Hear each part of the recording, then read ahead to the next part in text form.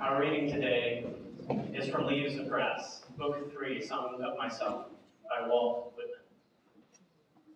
What do you think has become of the young and the old men? And what do you think has become of the women and children? They are alive and well somewhere. The smallest sprout shows there is really no death. And if ever there was, it led forward life and does not wait at the end to arrest it and cease the moment life appeared. All goes onward and outward, nothing collapses, and to die is different from what anyone supposed, and luckier. Has anyone supposed it lucky to be born? I hasten to inform him or her it is just as lucky to die, and I know it.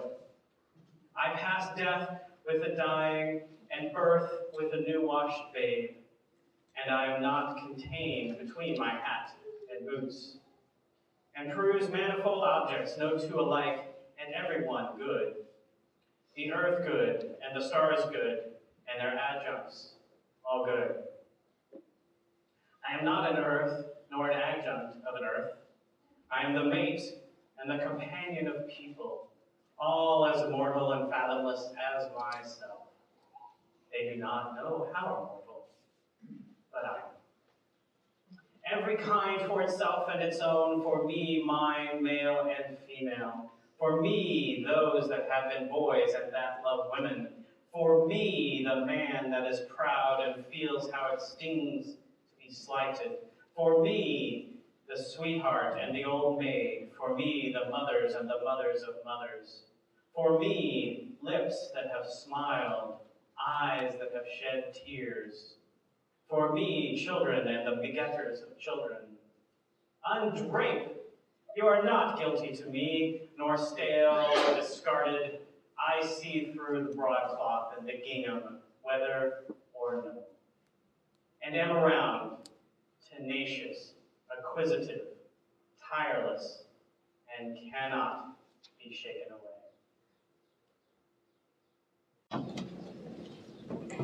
Good morning. Many years ago, I was driving my grandmother from the nursing home to my parents' house, and she began to tell me about her experiences in World War II as a Navy pilot, flying her plane high above the Pacific and dive bombing the Japanese fleet, letting loose her bombs as the anti-aircraft shells burst in the air around her and the machine gun tracers streaked by. Yeah, that was my reaction too. But it was a real memory. It just wasn't her memory. She was recounting the experiences of her eldest son, Harry, who had been a Navy pilot and who had told his mother these stories. And no doubt they made a great impression on a worried mom, and then later, as she told them again, on a proud mother, as she told them so many times, that at this point in her senility, his stories had become her stories. Identity had blurred. It was her in that place. Identity is a curious thing, an interesting thing, and I'd like to talk a bit about that question of who or what I am. And in addition, I'd like to talk a little bit about the boundaries of the self in society, in social groups. How much of who I am is held out there rather than in here? And then finally, if I have time, I will reveal the secret of immortality. But that'll be later. First, who or what am I? Well, obviously I am this human body you see before me. I feel the weight of my body and my feet against the floor. I feel my hands move through this thin liquid, this air that we all swim in. If I'm quiet and pay attention, I can feel aspects of my interior body and that faint tingling that defines my skin, that obvious boundary between my body and the outside world.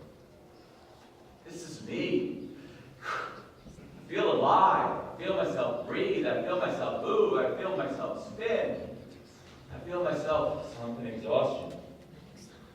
But with exhaustion comes sleep. And then where am I? In deep sleep, in unconsciousness. My body is still there. My cells are still doing their cellular functions, but I'm not there to experience it.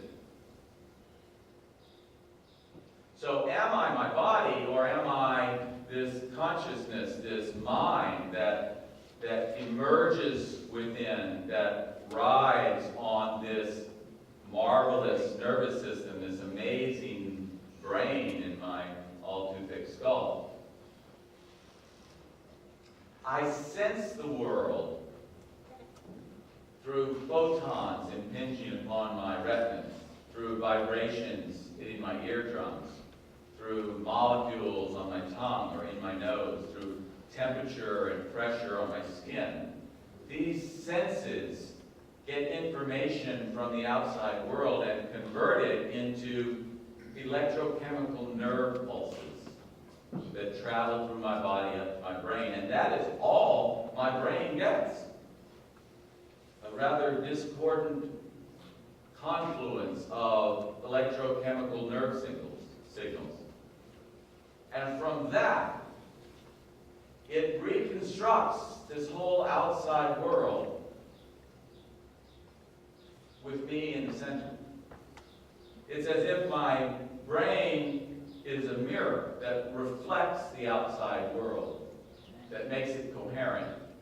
And my mind is watching the outside world in that mirror, except that my mind is also arising within my brain. But that is me, right? So I am this body, and I am this mind that perceives this room, and perceives you in this room, and perceives me in this room with you. Yet my identity is still more than that. For there are memories etched into the structures of this brain that come to mind. They're not always in mind. In fact, they don't always cooperate and come when called. But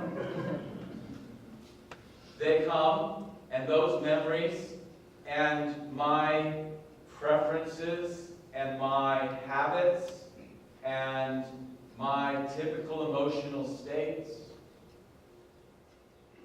memories of where I have been, what I have done, who I have loved, all of these at any given moment are hanging there, either obviously present or just behind the curtain. Enough that I say, that's me. A representative sample enough that I can say, yeah, that's who I am, that's my identity. Not a constant identity, for the memories and the habits of a 7-year-old boy are not the same as mine today. But continuity and familiarity, that's my identity. Now, of course, all mammals have memories and awareness and presumably mind of some kind, but we humans also have language. And so we have stories, histories, and her stories, and our stories, and my stories.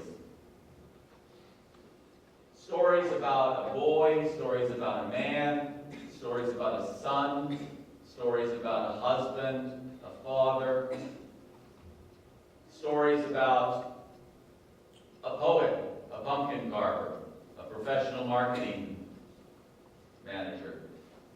So many stories about me and my interactions with others and in the world.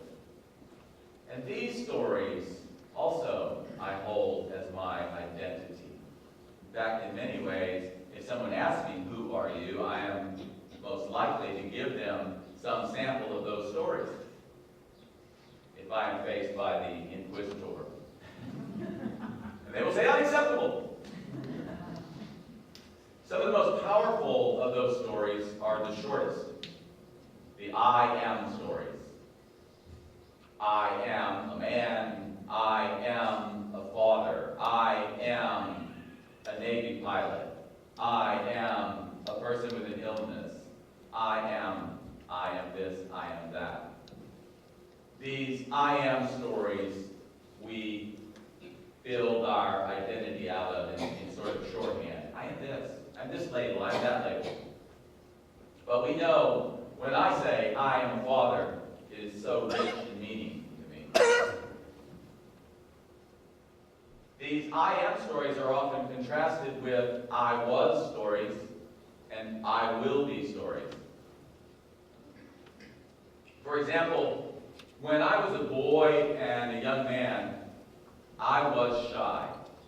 I lacked confidence around other people. But something happened in my mid-20s, an event happened that made me quite angry. And not just a passing angry, but a burning, lasting anger. I was an angry young man. Fortunately, I had an outlet for that. I just happened to be entering business school at MIT at that time. And so I put that anger to work. I decided I will be a different kind of person. I will be bold, even brash. I will be the person who sits in the front row and raises their hand and asks tough questions to the professor. I will be the person in a group setting who takes charge and leads the discussion. I will be the person with the confidence to walk up to any woman, to any man, to any professor, and initiate conversation. I will be bold. Now, that wasn't easy for me, because that's not who I was. But I had this anger to fuel me forward. And so I made myself that. Now, no one there at business school knew me from before. Nobody knew who I was before or what I was like. And this is where it gets interesting to me. This is where I'd like to talk a bit about the boundaries between self and society, self and social groups. Because nobody knew me there. They just accepted, oh, that's the way he is. Maybe many of them thought I was obnoxious. Maybe many of them thought I was okay and a leader or whatever. But they just accepted that's the way Bryan is. And my anger would, fade over the 2 years I was in business school. And some days I would wake up and I would be tired. I'd maybe been up late the night before, studying, of course. And I would just be withdrawn. And I would go to school, kind of the old Bryan. And that was comfortable to me, because that's who I was, right? But that's not who they knew. And they would come up to me and they would ask me what was wrong, whether I was sick, whether something had happened. And of course, I wasn't going to tell them this whole story. So it became easier simply to be who they expected me to be. To be the more bold, rash Bryan. And the I will be commitments that I had made through habit became I am bold. Now, many years have passed since then, and I hope that I have mellowed somewhat and have found a happy medium between the shy and quiet Bryan and the brash and obnoxious Bryan that I might have been in business school. But the lesson remains. We are highly social animals. We take our cues from the groups we are in. And a great deal of who we are is who people expect us to be. It's very difficult to change who you are if you don't completely change your social settings the way I did when I went to business school. It's very difficult to change who you are, and the I will commitments that you make will founder against the rocks of you are expectations of the group. In addition, we often clothe ourselves in the beliefs of our social groups. This is much easier to see in other people than in ourselves, but I know it's true for me as well. I mean, how much of what a given person thinks about Obama or healthcare or immigration or Muslims or Wall Street bankers, how much of that is based upon their own experiences, their own perceptions, and their own thinking, and how much is simply adopted from the collective convictions of the groups that they are part of, the groups to which belonging to is important to them.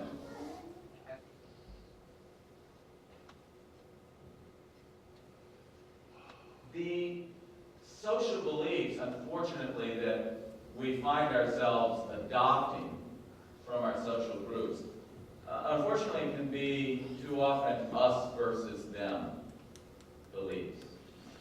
We are tribal by nature, and cohesion in the tribe, and particularly control over the tribe by leaders, is too often purchased with the coin of hatred for another group. Not just outsiders in general, but specific outside groups that it is said threaten the very existence, threaten the way of life of our group. And so we must stand together and do all we can to fight against that. Even if from the outside that looks somewhat absurd, from the inside, that's the ticket to entry. And this us versus them hatred is destructive not just for society at large, but for the individual who has to carry that hatred in their heart. Because hatred can never make you happy. Hatred will always make you unhappy. But they can't let go of it, because to do so would be to let go of their identity in that group. So what's an individual to do? You could become individualistic and say, forget it, I'm not being part of these groups. I am going to go it on my own. And I'm going to hold in my heart tolerance and love of my fellow humans. But most of us need more social connection than that. We need a tribe. And so for us, it's very important to find a tribe that expressly adopts inclusiveness and tolerance and acceptance, and expressly rejects intolerance and exclusion and condemnation.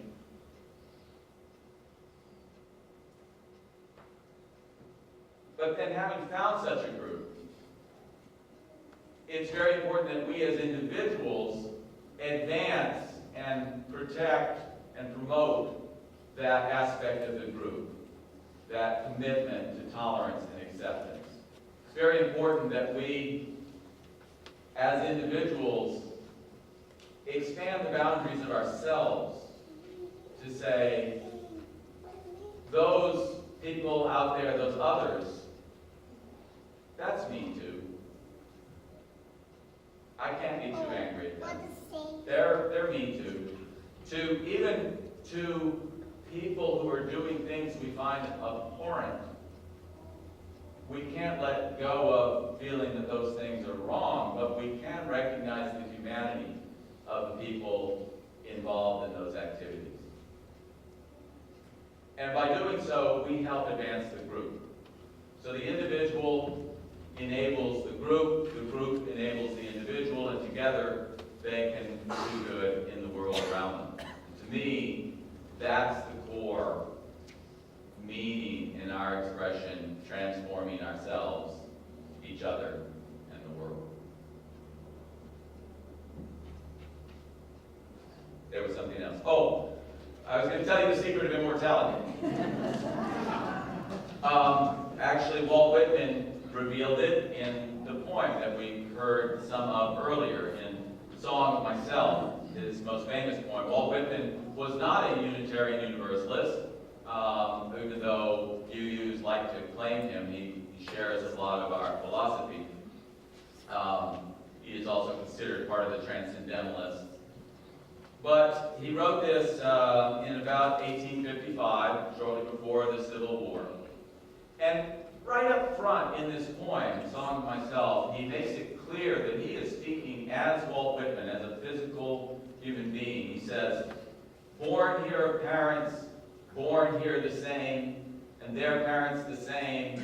I, now 37 years old, in perfect health again, hoping to cease not till death. So he recognizes right off the bat that he's living in a physical body that was born and is going to die. But then he goes on to transcend that identity, to claim for himself, for his identity, all men and women, young and old, good and evil, high and low, the sailor and the slave, the president, the prostitute, all of them, he says, that's who I am. That's who I am. Not who Walt Whitman is. He knows the difference there. That's who I am. He says, of every hue and caste am I, of every rank and religion. The farmer, mechanic, artist, gentleman, sailor, Quaker, prisoner, rowdy, fancy man, lawyer, physician, priest. And these tend in to me, and I tend outward to them. And such as it is to be of these, more or less am I. And of these, one and all, I weave the song of myself. And he explicitly states in his poem, and the part we heard earlier, that he is immortal. And yet he knows his body will die. This body will die, that I am certain. And this brain will die, and Bryan will die with it. But so long as my mind is free to dance in this brain, identity, self, is something that I'm able to construct, that I'm able, if I choose, to expand the boundaries of. So that while I know I will die, I am free to weave the song of myself from all the threads of life around me, not just humanity, but all life. And when this body dies, one thread will drop out, but many more come into the weaving, and the weaving goes on. And that I that is us,